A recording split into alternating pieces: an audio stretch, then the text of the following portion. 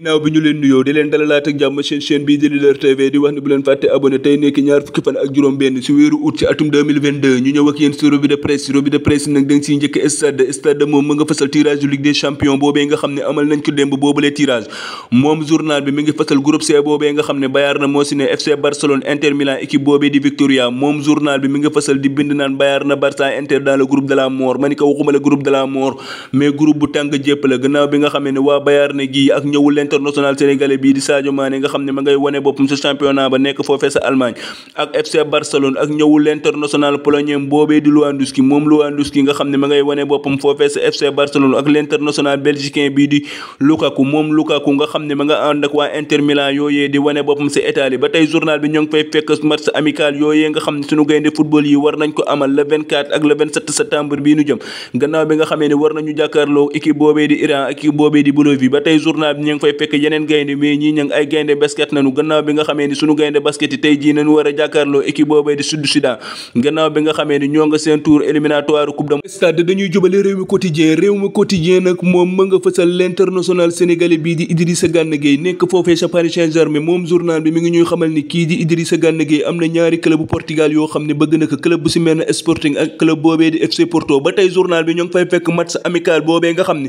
suñu gaynde yi war nañ si jàkkaarloo équipe boobee di Bolivie ba tey journal bi ñoo ngi fay fekk classement FIFA boobee nga xam ne Sénégal moo des ba léegi di jiitu si dëkk yi nga xam ne ñoo gën a xarañ ci wàllu football fii si Afrique ginnaaw biir réew mi dañuy jubale bitim réew ak journal bi ñuy wax équipe nekk foofee sa France moom journal bi ma nga fësal tirage Ligue des champions boobee nga xam ne amal nañ ko démb moom journal bi ma nga fësal groupe H boobee nga xam ne Paris Saint-Germain moo sa nekk ànd ci club boobee di Benfica club boobee di Juventus de Turin moom Paris Saint-Germain gi gannaaw jàkkaarloo yi nga xam ne war na kaa amal ak club boobee di Juventus de Turin dañ leen see indil benn taxaw seetlu gannaaw bi nga xamee ni moom Di Maria mi saison bii ñu génn ma nga woon Paris Saint-Germain moom Di Maria nag xam ngeen ne ma nga Juventus de Turin nekk foofee sa Italie mu war a jàkkaarloo club boobee di Paris Saint-Germain nga xam ne saison bii ñu génn foofu la nekkoon mu nekk match yi nga xam ne ñëpp ñi nga xam ne ñoo ngi safoo football ñoo ngi xaar yooyu la match ba tey groupe D bi dañ leen see ñëwal gannaaw bi nga xamee ni journal bi mi nga fësal groupe D boobee nga xam ne Olympique de Marseille nekk foofee sa France sa la nekk ak équipe boobee di Francfort ak Tottenham ak équipe boobee di Sporting